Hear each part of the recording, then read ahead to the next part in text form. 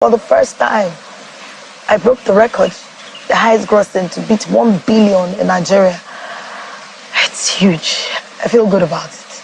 Welcome to Orishirishi Media, and today we're delving into the life and career of Nigerian actress and filmmaker Funke Akindele. In this video, we're looking at the woman behind some of Nigeria's biggest movies and her journey to becoming a Nollywood box office icon. Are you a big Funke Akindele fan?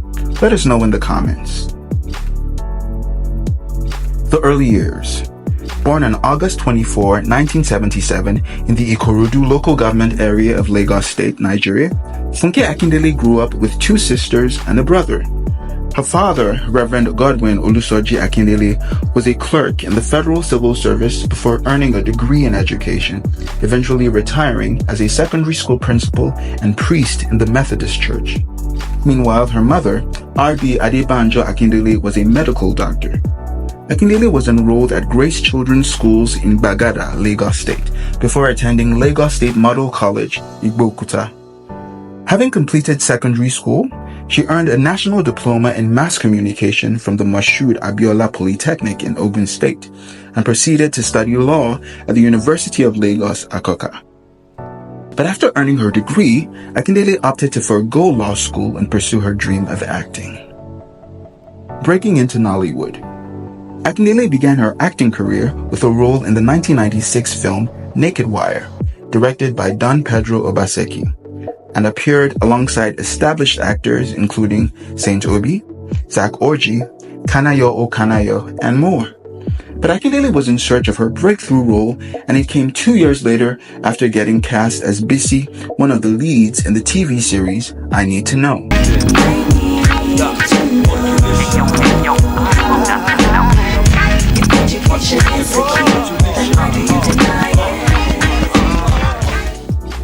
Airing between 1998 and 2002, the show was developed in collaboration with the Federal Ministry of Information and National Orientation in Nigeria.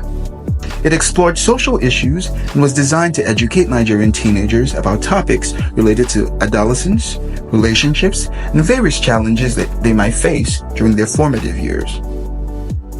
Eager to make it big, Akindele pursued starring roles on the English-speaking side of the movie industry. After years of frustration from failing to land any major roles, she got invited to explore the Yoruba language section of Nollywood. The big break she longed for finally came in 2008 with the release of her Yoruba comedy drama, Jennifer.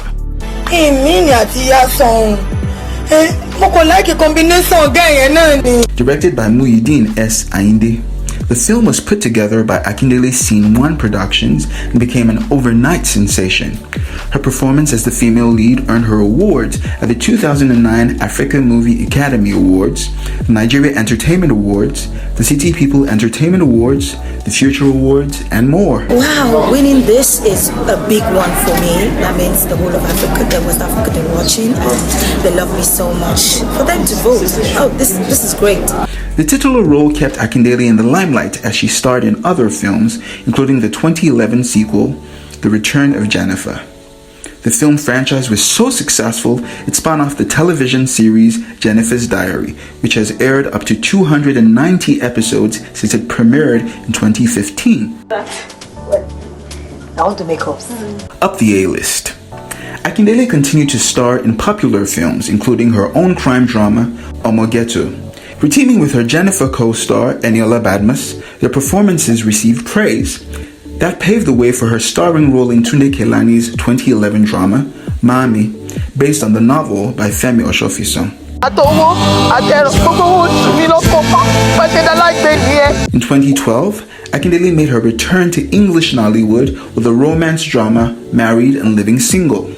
The following year, she brought her star power to the comedy The Return of Sherry Coco, alongside co-stars John Okafor, also known as Mr. Ibu, and Nkem Owo. In 2016, Akindele played one half of a vacationing couple in the comedy A Trip to Jamaica opposite producer and lead actor Ayo Makun. For the next 3 years, leading roles continued to pour in, with Akindele starring in Chief Daddy in an ensemble cast, as well as in Omani Oboli's Mums at War. It's only a crazy parent like you that would try to sabotage a child. I did what any concerned parent would do. Oh, so you're teaching me how to parent now, right? Apparently. My son is taking that test. So what that? Having proved herself as a movie star, Akindele decided it was time for the director's chair, making her directorial debut in 2019 with the political satire, Your Excellency. Upon release, the film saw moderate success. She then returned to her roots, releasing Omogetu the Saga in 2020, co-directing with her then-husband, Abdulrashid Bello, popularly known as JJC Skills. Akindele shared the screen with previous co-stars and welcomed a new roster of talent that included Chioma Akpotha, Nancy Sime, and Deyemi Okonlawo, among others. With 636 million naira, it became the highest-grossing Nigerian film of all time, dethroning The Wedding Party, which held the spot for 4 years. Omogetu the Saga held the title until the release of Akindele's own comedy drama, Battle on Bukka Street, in 2022, grossing 668 million naira. She produced the film under her new production company, FAN, short for the Funke Akindele Network. In 2023, history repeated itself yet again with Akindele's next film, A Tribe Called Judah, this time surpassing 1 billion naira in cinema tickets sold. In fact, not only is the film the first in Nigeria to achieve this milestone, but this makes Akindele the director and producer with the top 3 highest grossing films in Nollywood. Marriages and family. With her massive success as a Nollywood star, Akindele's personal life quickly became the subject of scrutiny. She met Kehinde Almaroof Oloyede, a Lagos-based businessman, in 2007, and they remained friends for almost a year before they started dating. In 2011, he proposed to her in Ogun State while she was in production on a film. The following year, on May 26, they tied the knot at an intimate ceremony in Lagos State, attended by dozens of Nollywood stars. Sadly, the marriage came to an end the next year with the couple citing irreconcilable differences. Giving the rare glimpse into her personal life, Akindele opened up in an interview about her experience, revealing that she had enjoyed only her first 2 months of marriage before being subjected to emotional and verbal abuse. But Akindele found love again. She met music producer JJC Skills in 2013 when she was searching for a director for her TV show Jennifer's Diary. Their working relationship soon turned into a full-blown love affair, but the couple kept their relationship out of the public eye until 2016 when they announced their engagement. That same year, the two got married in London, with JJC's 3 children from previous relationships in attendance. The union seemed to only invigorate the couple's working relationship. Almost a decade after Scene 1 was founded, Akindele and JJC joined forces as professional partners to take the production company to the next level with the launch of a streaming service, Scene 1 TV. But as they continued to dominate in the entertainment industry, they suffered a personal loss with the unfortunate death of the set of twins they were expecting. In December 2018, however, their family grew with the birth of twin boys. It wasn't until 2022 that cracks started to appear in the marriage, with JJC's son Benito publicly accusing the couple of infidelity and his father of financial impropriety. Less than 2 months later, JJC confirmed his separation from Akindele, bringing their 6-year marriage to an end. Their streaming service was dealt a terrible blow after new episodes of Jennifer's Diary failed to be uploaded, prompting backlash from their once teeming subscriber base. But Akindele soon bounced back with a new production company, FAN, launched in November 2023. Lockdown and political pursuits. This is the best estate to be stuck in the lockdown. It's my birthday! Whoa! In April 2020, Akindele and JJC, her husband at the time, hosted a birthday party for him, videos of which he posted in social media. With a global pandemic underway, this of course went against the Lagos state government's public health guidelines and drew protests from Nigerians online. At the time, the country had recorded more than 200 confirmed cases of the disease and 5 deaths based on figures released by the Nigeria Center for Disease Control and Prevention. The violation attracted even more condemnation given Akindele's role in a promotional campaign urging Nigerians to stay home as a matter of public safety. She apologized in an Instagram video, explaining that most of the guests were members of her production crew and that they had been isolating at her studio while working on an upcoming project. According to her, none of them came to the party from their homes.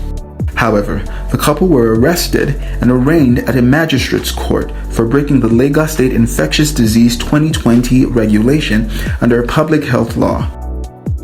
After pleading guilty, they were fined in order to undergo 14 days of community service.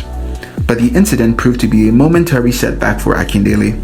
Barely 2 years later, she was in the 2023 political race, running alongside Olajide Adediran, aka Jandor, the governorship candidate of the People's Democratic Party. I like to better the lives of people living in Lagos. And when this opportunity came quickly, I jumped on it. After an arguably rocky campaign season, Election Day came on March 18, 2023, with her party ultimately coming third. Despite the party's defeat at the polls, Akindele had a positive outlook on the experience. She described it as a learning curve, saying her team fought a good fight and that it was an honorable run. Still, Akindele has remained a force in Nollywood. Impact and legacy. In her almost 3-decade career, Akindele has continued to defy personal and public struggles, amassing a growing intergenerational fan base and critical acclaim.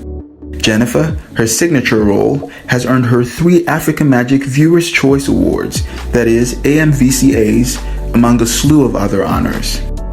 Her work in television and on the silver screen has also been recognized with a record 17 AMVCA nominations and 6 wins.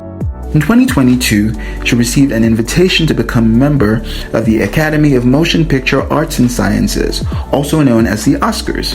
This gives her voting privileges for the annual nominations and awards, in addition to access to screenings, events, and free movies in Los Angeles. She has signed numerous multi-million-naira endorsement deals and broken the record for the #1 Nigerian film at the box office 3 times. Following the success of her 2023 film, A Tribe Called Judah, Akindele was widely celebrated for her work on the country's first billion-naira picture. President Bola Tinubu congratulated her on the accomplishment and for her contributions to the growth of the creative industry. Akindele acknowledged the milestone in an Instagram post, thanking God and moviegoers in Nigeria and Ghana. Without a doubt, Akindele continues to prove her status as an electric multi-hyphenate at the Nigerian box office. And with such an impressive track record, audiences can expect that more milestones are on the horizon for this actress turned filmmaking icon. Hey there, just like Funke Akindele, we too have big dreams and aspirations. At Orishirishi Media, we want to bring you in-depth and insightful breakdowns on people, organizations, and happenings in entertainment. We would love for you to join us on this journey. Hit the subscribe button and click notifications for more videos like this. Also, let us know in the comments what you would like us to cover next.